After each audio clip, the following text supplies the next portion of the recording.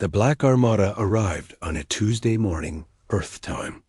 Lisa was on the bridge of her flagship, the UES Meridian, when the first enemy ships appeared on the edge of the solar system. She had been expecting them, but the sight still took her breath away.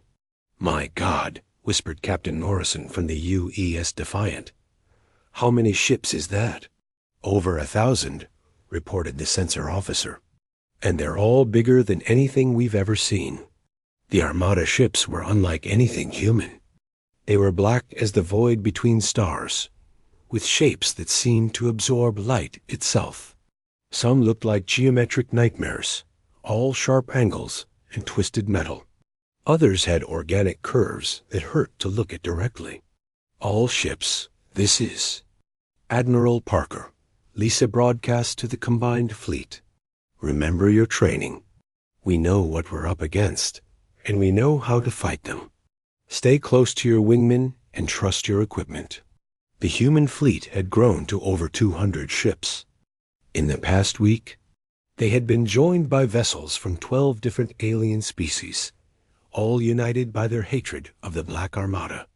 It was still a small force compared to what they faced, but it was more than anyone had ever assembled against the Armada before.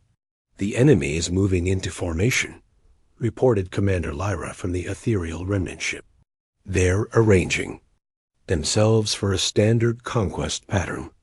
Zephyros flew alongside the human flagship, his massive form dwarfed by the approaching enemy fleet. "They expect us to cluster around Earth, trying to defend it directly." The next 3 weeks changed everything. Lisa had been promoted to Admiral and put in charge of Earth's first contact defense fleet. Her punishment for breaking protocol had been quietly forgotten when everyone realized they needed leaders who could think outside the rules. "I still can't believe they made me an admiral," she told Paul, as they watched the shipyards from the observation deck. Below them, thousands of workers were modifying Earth's warships with technology that Zephyros had shared. "Maybe that's exactly why they did it," Paul replied. "The Black Armada won't follow our rules either." The modifications were incredible. Human ships were being fitted with energy shields that could deflect attacks that would have destroyed them before. Their weapons were being upgraded with what Zephyros called stellar fire, a type of energy that could penetrate even advanced alien defenses. "The key is understanding how the Armada's technology works," Dr. Amy Collins explained to a group of engineers. She had become the head of the Human Dragon Technology Exchange Program. They use something called void energy, which is basically the opposite of normal matter. Our new weapons create a reaction that neutralizes void energy on contact. In the laboratory, human scientists worked alongside Zephyros to understand principles of physics that had been unknown to them just weeks before. The dragon was patient with their questions, even when they asked him to explain the same concept multiple times. "Your species learns very quickly," he told them. "Much faster than most races I have encountered. The Armada will not expect you to adapt so rapidly to new technology." The work was happening all over the planet. In underground bunkers, military leaders were studying Armada battle tactics. In space stations, pilots were training on new types of ships that could move and fight in ways that had been impossible before. But the most important changes were happening in the hearts and minds of humanity itself. For the first time in their history, all of Earth's nations were working together toward a common goal. Old enemies became allies. Ancient grudges were forgotten in the face of a threat that could destroy them all. The Armada has never faced a species that could unite so quickly, Zephyros observed during a meeting with Earth's leaders. They are used to conquering divided worlds where different groups fight each other instead of the real enemy. Admiral Cross looked at the reports from around the world. "Our production numbers are incredible. We're building ships faster than we ever have before. But will it be enough? Numbers alone will not win this war," Zephyros replied. But your people have something the Armada cannot understand or replicate. You have the ability to sacrifice. For others, to fight for something greater than yourselves. Lisa was studying the star charts when Jake Morrison approached her. He had also been promoted and was now captain of his own ship, the UE Sicient. Admiral, long-range sensors are picking up something at the edge of the system, he reported. It looks like the Armada's advanced scouts are getting closer. Lisa felt her stomach tighten. How many ships? Just a few, but they're big, much bigger than our largest warships. They're testing our defenses, Sephiroth said, his mental voice reaching both of them. They want to see how we respond to their presence. What should we do? Lisa asked. Nothing for now. Let them look. Let them think they understand what they're seeing. When the time comes to fight, we will show them how wrong they are. The waiting was the hardest part. Every day, more Armada. Ships appeared at the edge of the solar system. They didn't attack, but they didn't leave either. They just watched, studying Earth's defenses and recording everything they saw. It's like being watched by vultures, Captain Morrison said during one of their briefings. That's exactly what they are, Sephiroth agreed. The Armada sees all other species as food to be consumed. They are patient predators, but they are still predators. As the days passed, Lisa could see the strain on her people. The constant threat was wearing them down. Some were beginning to panic, while others were becoming angry and reckless. We need to do something to boost morale, she told Secretary General Rodriguez during a video conference. The crew was getting restless. What do you suggest? Let me take a small fleet out to meet the scouts. Show them that we're not afraid. Absolutely not, Admiral Cross interrupted. That would be suicide. We need to wait for them to make the first move. But Sephiroth had a different idea. Admiral Parker is right. Not about fighting the scouts, but about showing strength. The Armada respects courage, even in their enemies. If we hide behind our defenses, they will think we are weak. So what? Do you suggest? The Secretary General asked. I suggest we send a message. Not words, but actions. Let me meet with their scouts face to face. Show them that Earth has allies they did not expect. The plan was risky. Zephyros would fly out to meet the Armada scouts alone and unarmed. He would deliver a simple message. Earth was under his protection, and anyone who attacked it would face consequences. Are you sure about this? Lisa asked him privately. You will be outnumbered and far from help. I am sure, Admiral. The Armada knows my reputation. They will not attack me directly, not yet. But they will report back to their commanders that Earth is not as defenseless as they thought. Lisa watched from the bridge of her flagship as Zephyros flew out to meet the enemy scouts. Even across the vast distance of space, she could see the dragon's form clearly. He looked small against the massive black ships, but he showed no fear. Meeting lasted only a few minutes. Zephyros approached the lead scout ship and hovered in front of it. Lisa imagined he was speaking to them through the same mental link he used with humans. Then the scout ships began to move. Not toward Earth, but away from it. They were retreating to a safer distance. What did you tell them? Lisa asked when Sephiroth returned. I told them that Earth is not alone, that this system is under the protection of the Ember Realm. I also told them that humanity has allies they know nothing about. Do we? Paul asked. Have allies, I mean? You will, Zephyros replied cryptically. The galaxy is full of species that have been waiting for someone to stand up to the Armada. Your courage in rescuing me has already been noticed by others.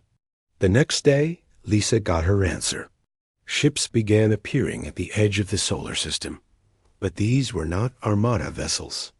They were sleek, silver ships that moved with graceful precision. Admiral, we're receiving a transmission, Jake reported. It's from the lead ship. put it through. The face that appeared on the screen was humanoid, but clearly alien. It had pale blue skin, large eyes, and features that seemed almost ethereal. "Greetings, humans of Earth," the being said in perfect English. "I am Commander Lyra of the Ethereal Remnant. We have come to offer our aid in the fight against the Black Armada." Lisa felt a surge of hope. "Commander Lyra, I'm Admiral Lisa Parker. We welcome your help. The one called Zephyros has told us of your courage in rescuing him. Such actions speak well of your species. We who remain of the Ethereal Collective have decided to rejoin the fight against the Armada." More ships appeared over the following days. Some were from species Lisa had never heard of. Others were from races that Zephyros had mentioned in his stories. All of them had the same message. They were tired of running from the Armada and ready to fight back. "This is unprecedented," Admiral Cross said during an emergency meeting. "We're not just preparing to defend Earth anymore. We're putting together a coalition of species to fight the Armada." "This is what I hoped would happen," Zephyros said. "Humanity has done something no other species has managed in 1,000 years. You have given others hope that the Armada can be defeated." Lisa looked at the tactical display showing all the allied ships that had gathered around Earth. It was still a small fleet compared to what the Armada could bring, but it was growing every day. "When will they attack?" she asked. "Soon," Zephyros replied. "The Armada does not like surprises. They will want to crush this rebellion before it can spread to other systems. Then we need to be ready." "We are ready, Admiral." "Your people have worked miracles in these past weeks. Your ships are armed with weapons that can hurt the Armada. Your crews are trained and motivated. Most importantly, you are not alone." Lisa felt a mixture of fear and excitement. The greatest battle in human history was about to begin, but humanity would not face it alone. They had allies, they had new technology, and they had something the Armada could never understand: the willingness to fight for others as well as themselves. "All ships, this is Admiral Parker," she broadcast to the combined fleet. "Battle stations. The Black Armada is coming, and we're going to show them what happens when you threaten Earth." The war for humanity's future was about to begin. The trip back to Earth took 2 weeks. During that time, Zephyros stayed close to the meridian, flying through space alongside the ship. Lisa had never seen anything like it. The great dragon moved through the vacuum of space as easily as a bird flies through air. "How does he do that?" Amy asked, watching Zephyros through the bridge windows. "There's no air in space. How can he fly?" "He doesn't fly the way Earth creatures do," Lisa replied. "He told me he can control gravity itself. He pushes against the fabric of space to move." The crew had gotten used to having Zephyros around. At first, they were frightened by his size and power, but the dragon was gentle and patient with them. He answered their questions and shared stories of other worlds he had visited. "The Black Armada has been growing stronger for over 1,000 years, he told them during one of their conversations. "They start by attacking weak worlds that cannot defend themselves. Each victory gives them more ships, more technology, and more slaves to serve them." "Slaves?" Paul asked. "The Armada does not kill everyone they conquer.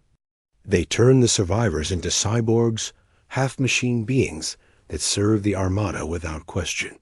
The process erases their memories and their free will. They become living weapons." Lisa felt sick thinking about it. How many species have they conquered? Hundreds, maybe thousands. I have lost count over the years.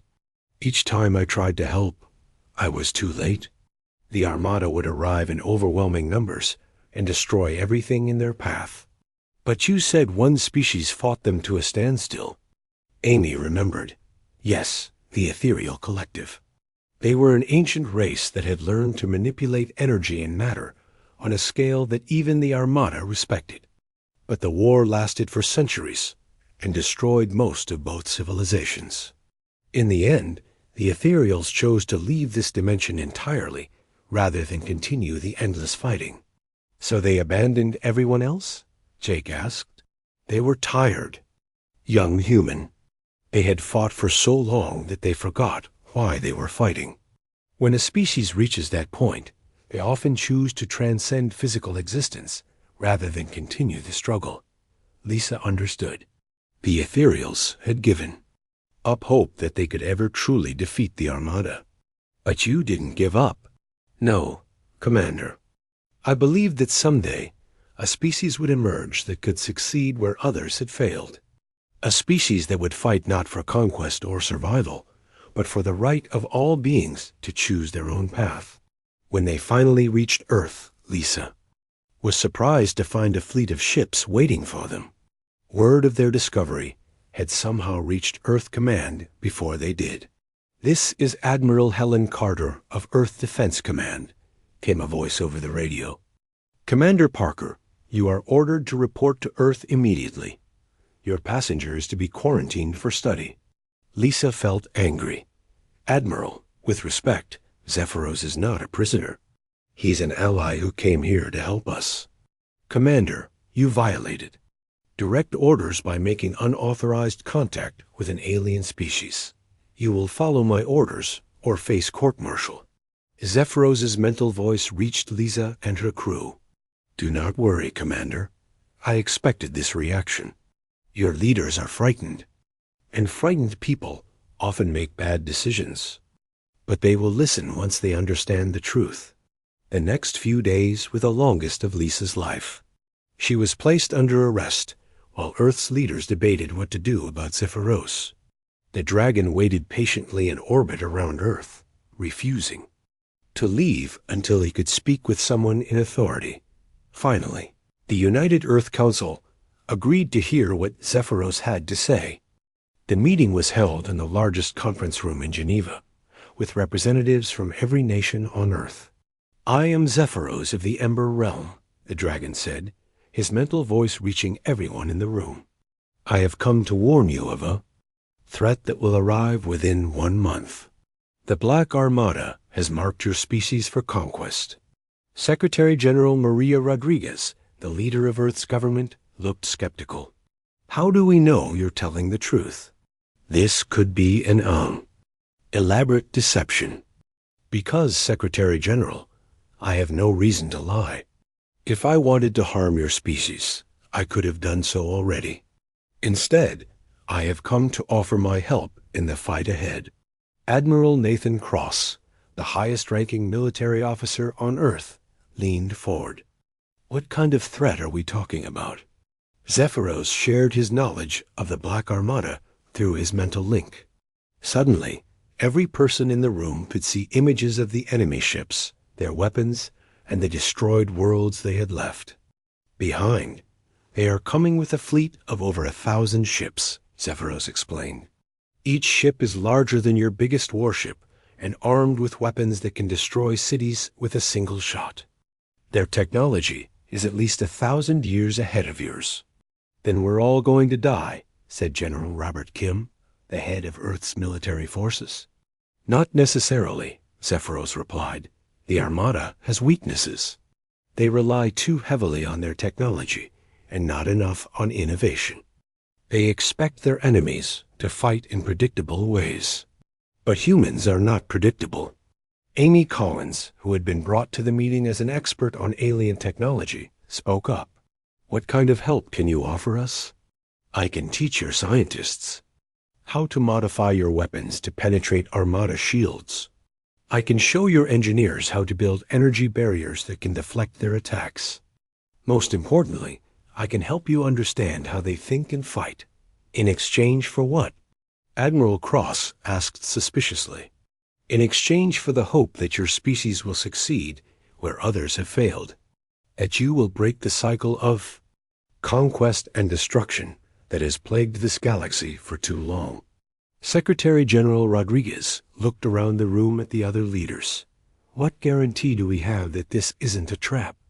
"You have the word of Commander Parker and her crew," Zephyros said. They risked their lives to save me when they had never seen my kind before. Such actions speak to the fundamental nature of your species. Lisa, who had been allowed to attend the meeting, stood up. Ma'am, I've spent 2 weeks talking with Zephyros. He's not our enemy. He's trying to save us by getting us into a war with this Black Armada, Admiral Cross pointed out. The war was coming whether we helped him or not, Lisa replied. At least now we have a chance to prepare. The debate continued for hours. Some leaders wanted to surrender immediately, hoping the Armada would be merciful. Others wanted to fight, but they doubted they could win. A few suggested trying to negotiate with the enemy. Finally, Secretary General Rodriguez called for a vote. All in favor of accepting Zephyros's help in preparing for the coming conflict? The vote was close, but it passed. Earth would prepare for war. What do we do first? Admiral Cross asked. We begin immediately, Zephyros replied. Your scientists and engineers must work around the clock to upgrade your weapons and defenses. Your military must train for a type of warfare they have never experienced. And your leaders must prepare your people for the greatest challenge in human history. How long do we have? Secretary General Rodriguez asked. The Armada will spend 3 weeks studying your defenses and population centers. They prefer to understand. They're prey before they attack. This gives us time to prepare, but not much time. Lisa felt a mixture of fear and determination. The next few weeks would determine the fate of humanity. But for the first time since they had found Zephyros trapped in his crystal prison, she felt hope. We'll be ready, she said. Zephyros's mental voice carried a note of approval. I believe you will be, Commander Parker. I believe you will be. The meeting ended, and the real work began. Earth's greatest scientists and military leaders started, working with an alien dragon to prepare for a war that would determine the survival of the human race. Time was running out, but humanity would not go down without a fight. The rescue took 6 long hours. Lisa stood on the bridge, watching her crew work to free the trapped creature. They had moved the meridian closer to the crystal prison, and now they could see the creature more clearly. Be very careful with that. Plasma cutter, Dr. Amy Collins said to the work team outside. One wrong move and we could hurt it badly. The creature had been watching them the whole time. Its golden eyes followed every movement of the human workers. Lisa could see that it understood what they were trying to do. Sometimes it would move its head slightly, as if trying to help them find the right spot to cut. The crystal is harder than anything we've ever seen, reported Chief Engineer Bob Martinez over the radio. But it's working. We're about halfway through the outer layer. Lisa felt nervous. They were taking a huge risk. If the creature turned out to be dangerous, they would have no way to stop it. But every time she looked at those golden eyes, she felt sure they were doing the right thing. Commander, I'm getting some interesting readings, Jake said from his station. The creature's body temperature is rising. I think it's getting stronger as we break through the crystal. That's good news, Amy said. It means the crystal was draining its energy. The creature should be healthier once it's free. As they worked, Amy continued to study the creature. Its body is amazing, she told Lisa. It's made of both organic materials and some kind of living crystal. Its bones are partly silicone, which makes them incredibly strong. And the energy readings suggest it can control matter at the atomic level. Control matter? Lisa asked. What does that mean? It means this creature might be able to change the physical world just by thinking about it. Like magic, but based on science we don't understand yet. The work continued. The human crew used special tools to carefully cut through layer after layer of crystal. The creature remained patient, watching them work. Sometimes it would make soft sounds, like it was trying to encourage them. We're almost through, Bob reported. Just a few more minutes. Lisa felt her heart beating faster. They were about to make first contact with an alien species. Everything would change after this moment. Final layer is breaking apart, Bob said. The creature is free. The last pieces of crystal fell away, and the creature stretched its wings for the first time in who knows how long. It was even bigger than they had thought, with wings that could have covered their entire ship. But it moved gently, carefully, as if it didn't want to scare the humans. Then something impossible happened. The creature spoke to them, not with its voice, but directly into their minds. "I am Zephyros of the Ember Realm," the voice said inside their heads. It sounded like thunder, but gentle thunder. "You have freed me from the prison of the Void Shapers. I owe you a debt that can never be repaid, brave warriors of the young species." The bridge crew stood in shock. Lisa felt like her brain was buzzing. She had heard the creature's voice as clearly as if it had been standing right next to her. "We can hear you," she said out loud, not sure if the creature could understand human speech. "I can understand your words, Commander Lisa Parker," Zephyros said. "Your minds are like open books to me. I know your names, your fears, and your hopes. I know that you risked everything to save me, even though you had never seen my kind before. How do you know our names?" Amy asked, her scientific mind working even through her amazement. "I can read the patterns of your thoughts," Zephyros explained. "It is a gift of my people. We communicate through the mind, not the voice. But I have learned many languages during my long imprisonment." Lisa stepped forward.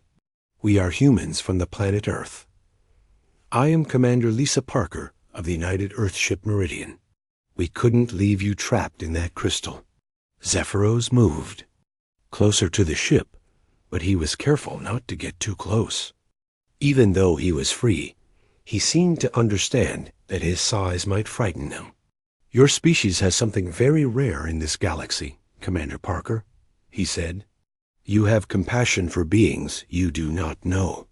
You have the courage to do what is right, even when it goes against your rules. These qualities will serve you well in the dark times ahead." "Dark times?" Paul asked. "What do you mean?"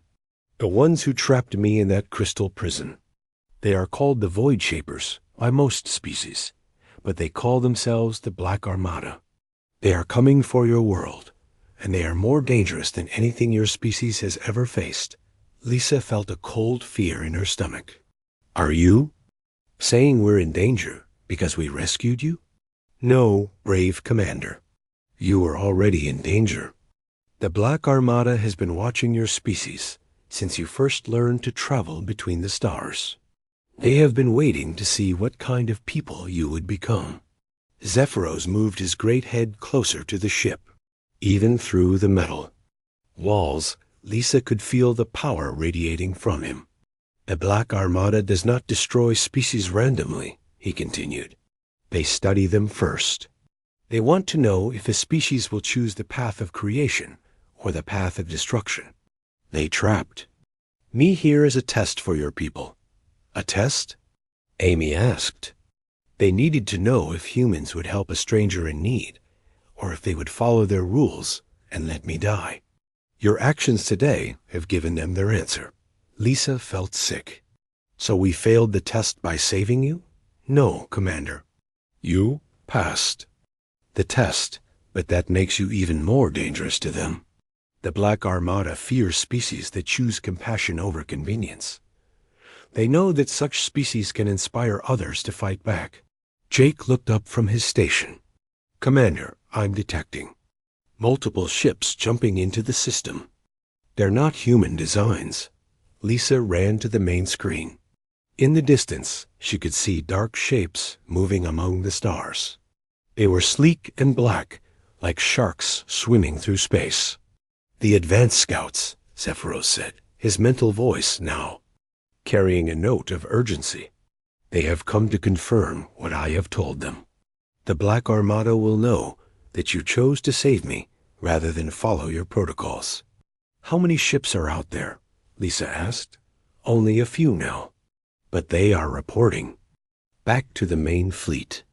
Within days, your people will face a choice that will determine the fate of your entire species. Lisa looked at her crew. They were all scared, but they were also determined. They had done the right thing by saving Zephyros, and they would face whatever came next. "What do we do now?" she asked.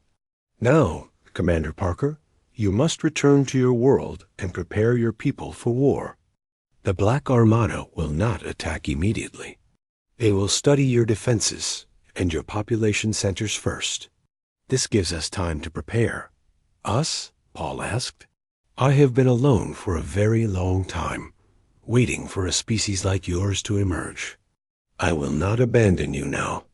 If humanity is willing to fight for the right to exist, then I will fight alongside you." Lisa felt a surge of hope. They were facing an enemy they didn't understand, but they wouldn't be facing it alone. "What can you tell us about the Black Armada?" she asked. "They are not a single species, but a collection of races that chose conquest over cooperation. They have technology that can crack planets and weapons that can tear holes in reality itself. But they have one weakness." "What's that?" "They cannot understand why anyone would risk their own safety for others. They see compassion as a weakness, to be exploited. They do not realize that it can also be the greatest strength." Lisa looked out at the approaching scout ships. "Then we'll show them just how strong compassion can be." Zephyros's mental voice carried what sounded like a smile. "I believe you will, Commander Parker. I believe you will." Commander Lisa Parker stood on the bridge of her ship, the UES Meridian. She watched the screens in front of her with worry. Her ship was far from Earth, checking strange energy readings near a distant star system. The crew had been traveling for 3 weeks, and they were all tired. "Commander, you need to see this right now," said Lieutenant Jake Morrison from his station. His voice sounded scared and excited at the same time. Lisa had never heard him talk like this before. Lisa walked over to Jake's station. "What did you find?" "Something big. Something that should not be here," Jake said. His hands were shaking as he worked on his computer. "The energy readings are going crazy. Whatever it is, it's alive." The main screen turned on, showing the dark space between 2 large rocks floating in space. At first, Lisa saw nothing special. Then the camera zoomed in, and she saw it. A huge crystal structure was floating in the empty space. It was as big as a small building and glowed with a soft blue light. But that was not the strange part. Inside the crystal was a creature unlike anything Lisa had ever seen. It was huge, with a long neck and powerful wings folded against its body. Its skin looked like liquid silver, and it had 4 strong legs with sharp claws.